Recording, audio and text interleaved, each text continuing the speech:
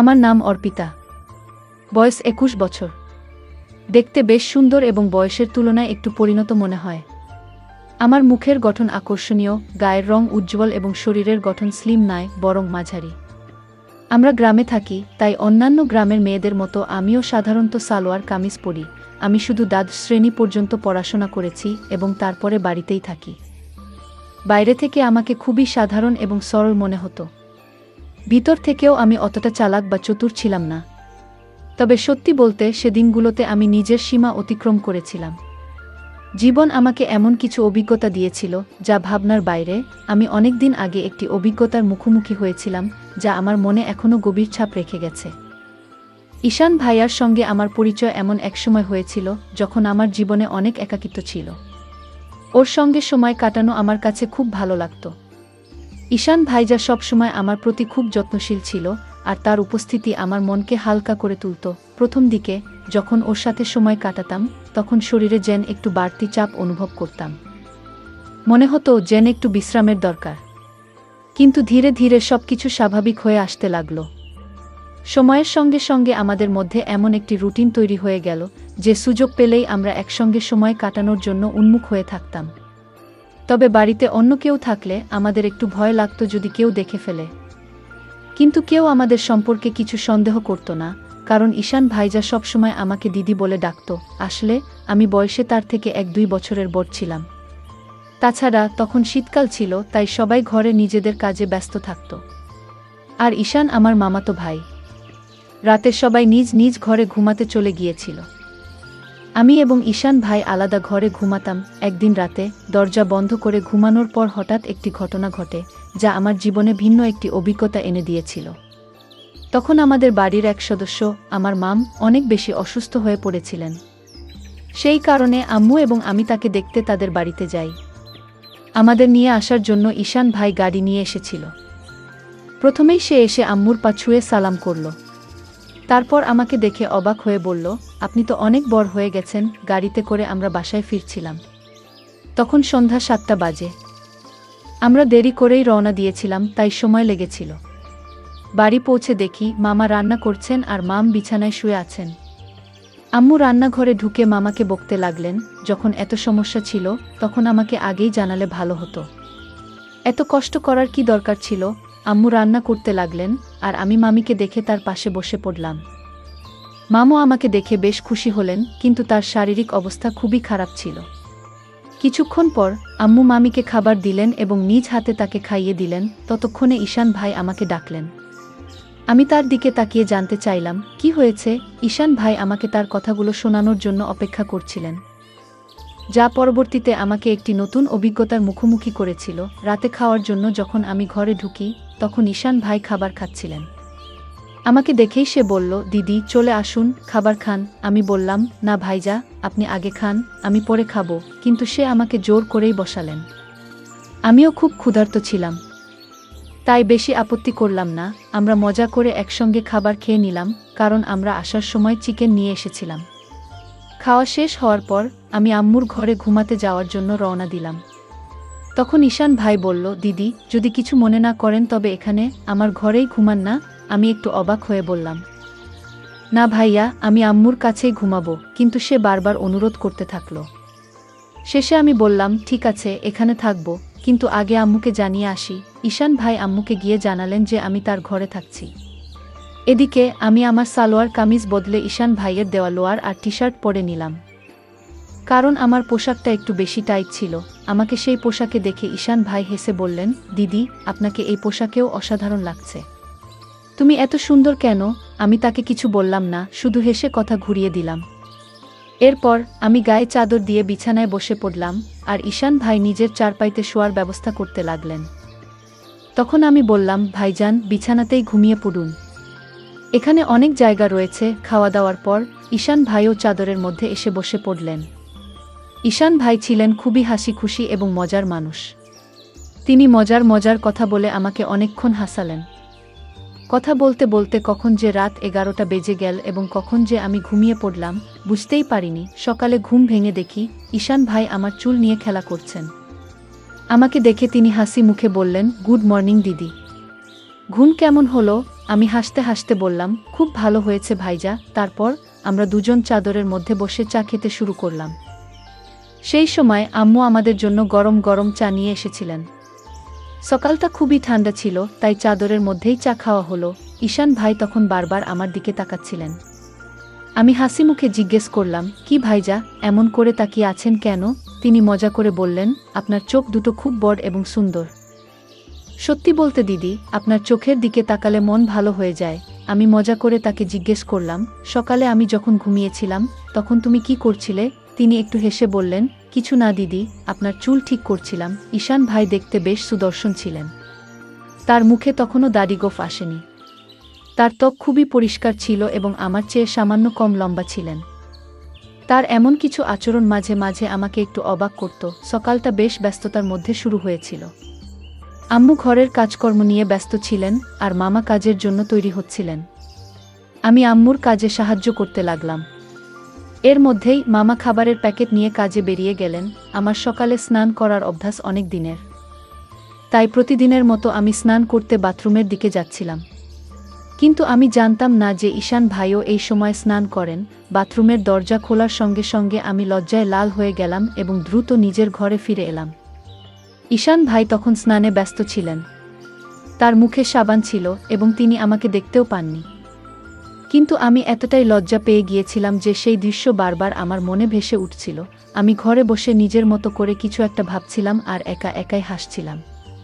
ঠিক তখনই ঈশান ভাই স্নান সেরে ঘরে এলেন।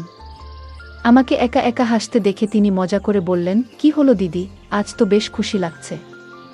ঈশান ভাইয়ের কথা শুনে আমি একটু চুপ হয়ে গেলাম এবং বললাম, না ভাইজান, তেমন কিছু না, আপনার কথাই ভাবছিলাম। তিনি ফোন চালাতে চালাতে পাশে বসে বললেন, আমার ব্যাপারে এমন কি ভাবছিলে যে এত হাসি পাচ্ছে? আমি একটু হেসে বললাম, না ভাইজান, থাক, এটা বলার মতো কিছু নয়। কিন্তু ঈশান ভাই তখন জিদ ধরে বসলেন, না দিদি, বলো না। না বললে আমি ভুল কিছু মনে করব। তখন আমি বললাম, প্লিজ ভাইজান, এটা নিয়ে আর কিছু ভাববেন না। এরপর আমি তাড়াতাড়ি উঠে স্নানে চলে গেলাম।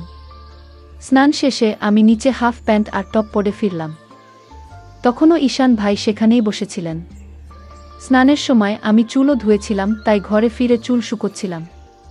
মজা করার জন্য আমি জেনে বুঝেই পানি একটু ঈশান ভাইয়ের দিকে ছিটাচ্ছিলাম। এটা দেখে হঠাৎ ঈশান ভাই উঠে দাঁড়ালেন এবং আমার চুল ধরে আমাকে বিছানায় বসিয়ে দিলেন।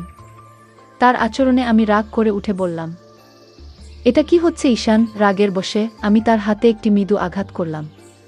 এরপর ঈশান ভাই কোনো কথা না বলে চুপচাপ ঘর থেকে বেরিয়ে গেলেন। তার এই আচরণে আমিও কিছুটা হতবাক হয়ে গেলাম। আমার মনে খুব আফসোস হচ্ছিল যে হয়তো আমাকে এটা করা উচিত ছিল না।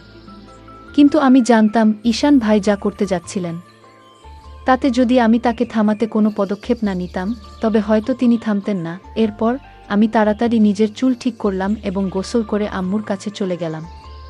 আম্মু শুধু মামির কথা ভাবছিলেন।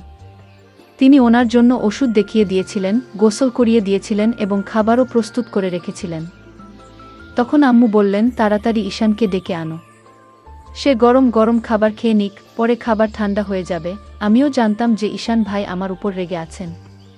যখন আমি তাকে ডাকতে গেলাম, দেখলাম তিনি ছাদের উপর আছেন। ঈশান ভাই ছাদের উপর বসে ফোনে কিছু দেখছিলেন। আমি পেছন থেকে ডাক দিলাম, ভাইয়া, নিচে চলে আসো। আম্মু খাবারের জন্য ডাকছেন, কিন্তু তিনি কোনো উত্তর দিলেন না। তখন আমি আরও কাছে গিয়ে তার কাছে সরি বলতে লাগলাম, ভাইজা, দয়া করে আমাকে ক্ষমা করে দাও।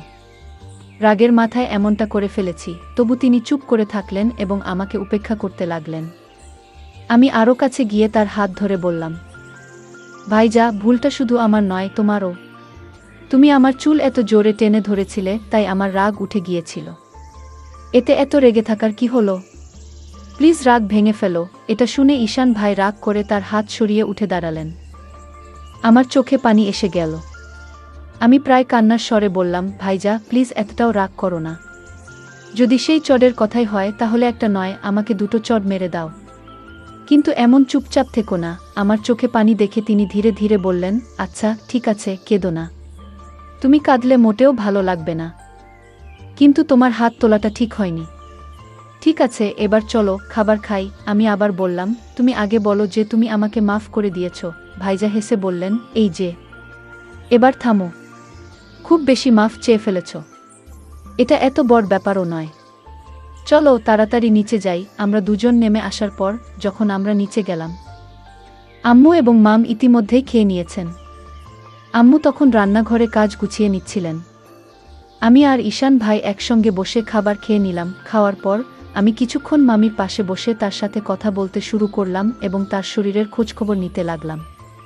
এরই মধ্যে আম্মু তার কাজ শেষ করে ফিরে এলেন। আম্মু এসে বললেন, আমি আর তোমার মাম পাশের বাড়ির আন্টির সাথে দেখা করে আসি, একটু হাঁটাহাঁটিও হবে, ততক্ষণ তুমি বাসায় থাকো।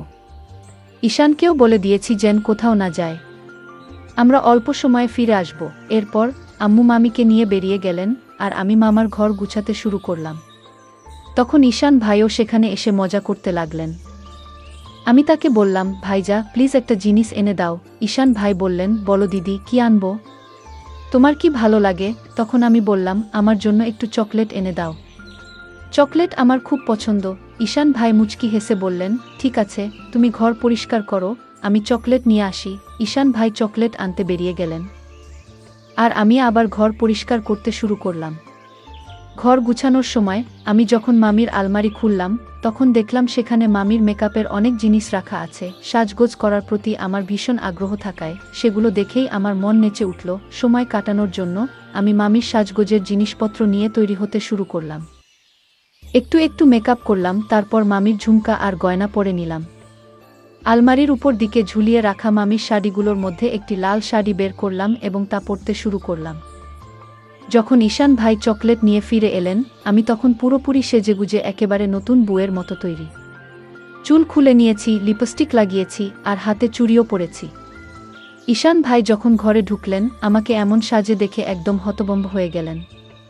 তার মুখ থেকে শুধু বের হলো, দিদি তুমি তো অসাধারণ দেখাচ্ছ। আমি তার কাছ থেকে চকলেট নিয়ে বিছানায় বসে খেতে শুরু করলাম। ঈশান ভাইও পাশে বসে গেলেন আর তার চোখ আমার উপর থেকে সরছিল না। তখন আমি বললাম, ভাইজা এত তাকিয়ে থেকো না, এতে আমি অস্বস্তি বোধ করছি। ঈশান ভাই হেসে বললেন, কি করব দিদি, তোমার উপর থেকে চোখ সরানোর মনই হচ্ছে না। তুমি শাড়িতে এত সুন্দর দেখাচ্ছ যে মনে হচ্ছে যেন সত্যি কোনো পরী। এরপর মজা করে বললেন, মন চাইছে তোমাকে বউ বানিয়ে ফেলি। আমি বুঝতে পারছিলাম সে মুহূর্তে তার মনে কি চলছিল, কিন্তু আমি হালকা হাসি দিয়ে বিষয়টি অন্যদিকে ঘুরিয়ে দিলাম। আমি মজা করে ঈশান ভাইকে বললাম, তাহলে আর থেমে কেন? বলো, আমাকে স্ত্রী বানিয়ে কি করবে? ঈশান ভাই একটু হেসে বললেন, থাক দিদি, জানি তুমি ইচ্ছে করেই ভান করছো। আমি তখন বললাম, তুমি কি তাহলে তোমার দিদিরই সুযোগ নিতে চাও? জানো, যদি আম্মু জানেন বা মামা জানতে পারেন আমাদের কি অবস্থা হবে? ভাইয়া বললেন, দিদি এত ভাবনার কিছু নেই, আমরা তো ঘরেই আছি আর কেউ জানতে পারবে না। তুমি শুধু একটা বার হ্যাঁ বলো, আমি সব সামলে নেব। আমি মুচকি হেসে বললাম, তাহলে আগে বলো, তুমি কি আমার এই শাড়ি দেখে এত কথা বলছো, নাকি আগে থেকেই এমন ভাবনা ছিল? ঈশান ভাই হেসে বললেন, সত্যি বলতে তুমি যখন এসেছো তখন থেকেই মনে হচ্ছিল তুমি যদি একবার রাজি হও সব সহজ হয়ে যাবে। আমি মজা করে বললাম, ঠিক আছে, যখন তুমি চাও আমি তোমার কথা শুনি। তাহলে তোমার দায়িত্ব ভালো করে পালন করো। এই কথায় ভাইয়া খুব খুশি হয়ে বলল, ধন্যবাদ দিদি, জানতাম তুমি আমাকে না করবে না, তুমি সত্যিই সেরা। আমি বললাম, থামো তো, এত প্রশংসা করার দরকার নেই, আর সন্ধ্যায় আমার জন্য চকলেট আনতে ভুলবে না। ভাইজা বলল, ঠিক আছে দিদি, যা চাইবে সব আনবো, একটু অপেক্ষা করো। ঈশান ভাই বেরিয়ে যাওয়ার পর আমি একটু অস্বস্তি অনুভব করলাম। যখন তিনি ফিরে এলেন, আমি বললাম, ভাইজা এই মুহূর্তে আমার একটু অসুবিধা হচ্ছে, সন্ধ্যায় এ বিষয়ে কথা বলবো, আর এখন আমাকে সময় দাও, ঠিক আছে? কিন্তু ঈশান ভাই আমার কথায় থামল না। সে শান্ত গলায় বলল, দিদি এত ভাবছো কেন? ভয় পাওয়ার কিছু নেই, সব ঠিক থাকবে। তবে যদি তোমার অস্বস্তি হয়। আমি মুচকি হেসে বললাম, অস্বস্তি হলে তুমি চোখ বন্ধ করে নিতে পারো, তাই না? আমিও চোখ বন্ধ করলাম। সেই মুহূর্তে ঈশান ভাই কিছু বলতে যাচ্ছিল, কিন্তু ঠিক তখনই দরজায় হঠাৎ করাঘাতের শব্দ হলো। আমরা দুজনেই থমকে গেলাম। কিছুক্ষণ পর বাইরে থেকে আম্মুর গলা শোনা গেল, কেউ কি ঘরে আছো? দরজা খুলবে না? আমি সঙ্গে সঙ্গে বিছানা থেকে উঠে দাঁড়ালাম, কারণ আমি শাড়ি পরে পুরো সাজগোজ করেছিলাম আর উপরে ছিলাম মামির ঘরে। ঈশান ভাইয়েরও মেজাজ পুরো নষ্ট হয়ে গেল, কিন্তু ভাইয়ার মুখ দেখে আমার ভেতরে ভেতরে হাসি পেয়ে যাচ্ছিল। তৎক্ষণাৎ আমি ঈশান ভাইকে ঘর থেকে বের করে দিলাম, নিজেও শাড়ি খুলে নরমাল কাপড় পরে নিলাম, তারপর আবার ঘর গুছানো শুরু করলাম। এদিকে আম্মু জানালেন, মামিকে বারান্দায় বসিয়ে রেখে সোজা রান্নাঘরে গিয়ে চা বানাতে ব্যস্ত হয়ে গেলেন।